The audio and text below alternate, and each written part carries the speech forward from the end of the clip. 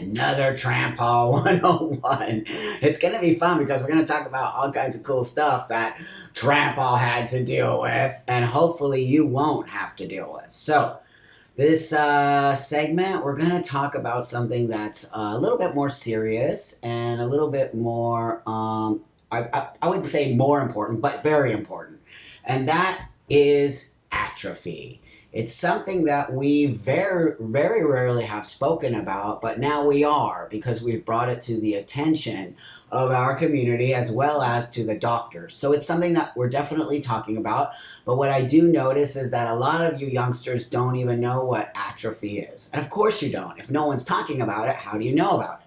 I'm going to use my story of atrophy in order to explain to you what atrophy is, why it is important that we discuss it, and how we can move forward in educating our medical system and educating ourselves. Because if you don't educate yourself and you don't know your own body, how are you going to have a healthy transition? It's real, kids. Even the parts of the body that you don't want to touch, don't want to look at, don't want to think about. That happens to be your vagina. I know because I have a vagina too, and I'm a guy too, and I used to not particularly care for my vagina. Now I do, as you know, but there was times when I did not like my vagina, and I would not touch it, I would not look at it, I would not even go to the gynecologist. I know some of you kids out there are not going to the gynecologist. We need to change that. We need to make it more accessible, we need to make it more of a friendly thing, and not something that you're terrified to go to.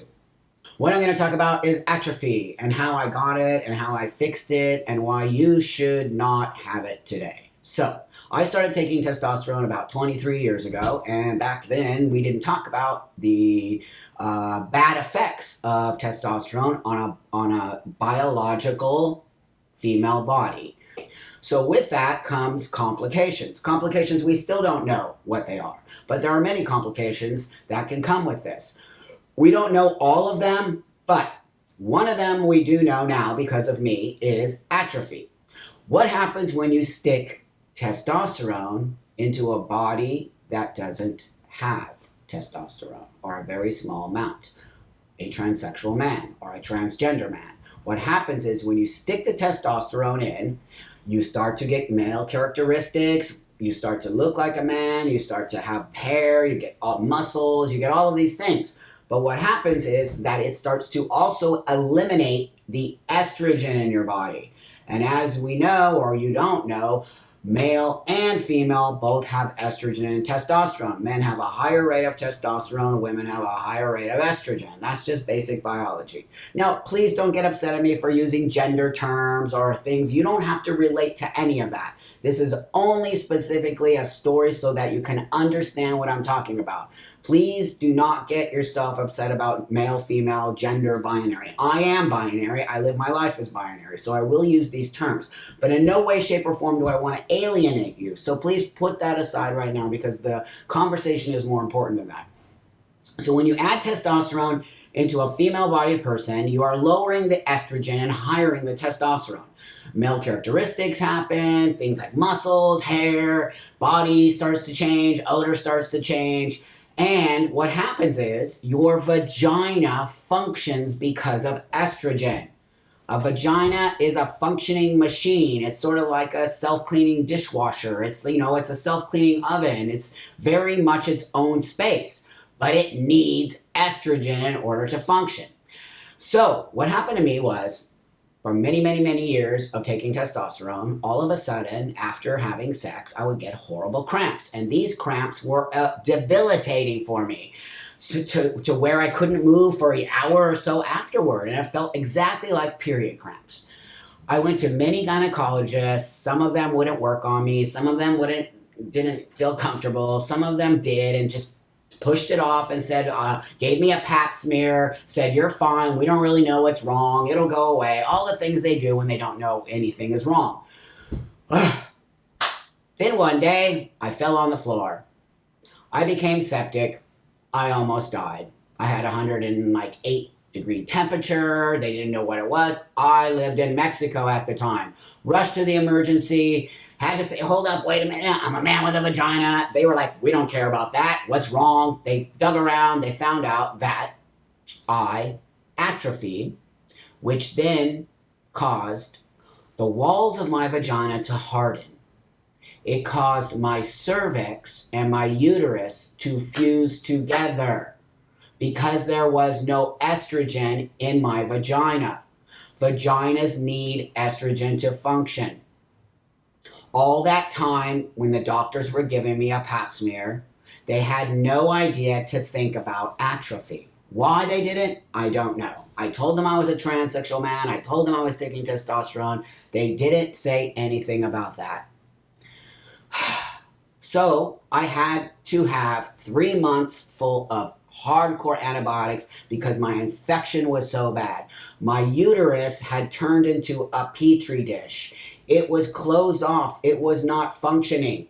What I have here is a fake little modeled vagina. It's for medical use. I think we used it on one of the other videos. What happens when they give you a pap smear is this. They go into your vagina and swab the inside. See my little finger? They're swabbing the inside. But they don't go to the uterus. And the uterus, somewhere here, my hand's moving all over the place, is connected to the cervix. So what happened is it cut it off. It literally cut my uterus off so that it could not function and self-clean out here. I'm looking at everything backwards when I'm doing it. So it cut it off. So when they do a pap smear, they're only doing it on the inside of the cervix. What I needed to have was a ultrasound, because the ultrasound will look in the uterus and the ultrasound will see whether or not things are happening that you cannot see when you are only doing a pap smear. This is a very important part of the conversation. For some reason, our gynecologists don't understand what's happening when you are taking testosterone. They are not understanding that your vagina is getting atrophied because of the loss of estrogen. What we need to tell our doctors is it's very similar to a female who goes into menopause. It's exactly the same thing. So if you notice, women who are on menopause, they have dry vagina, they don't feel like having sex, and in a sense can atrophy as well. I do not know the amount of women that atrophy within the cisgender world, but I think that's something we should look into. That said, it is something that has already been happening, yet for some reason the doctors did not apply that to trans men.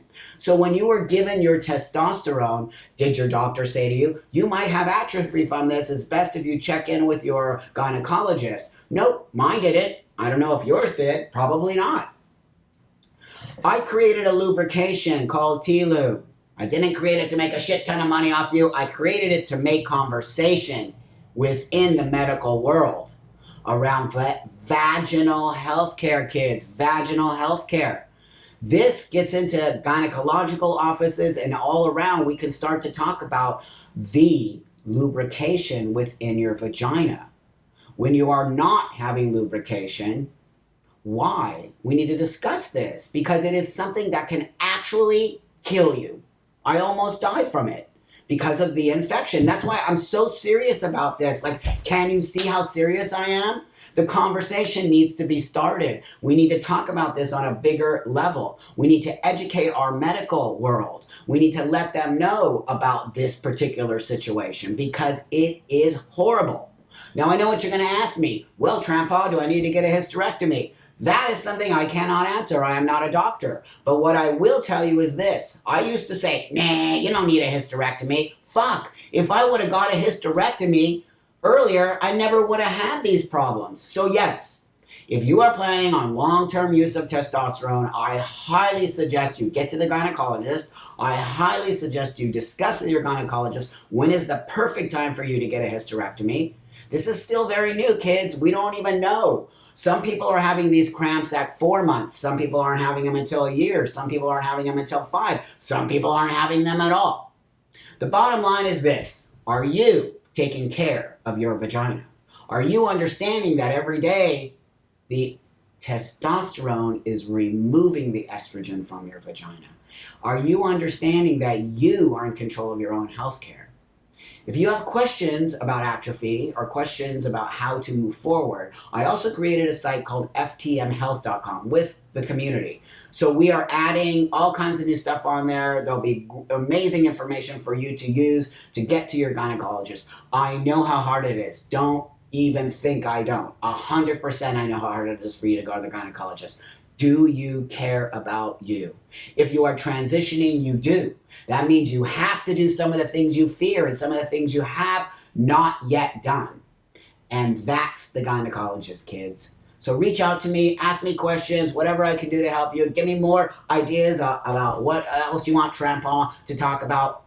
I love you kids a lot. I care about you. I want to see you have a healthy transition. And you should not be struggling with these things because Trampa already struggled with it all. So you shouldn't be doing that, kids. Let's get the conversation started. Let's start educating the rest of the world on us. And then what happens is we move forward and we have all this amazing, beautiful information and we have healthy transitions. Okay, kids, I love you. Have a beautiful day.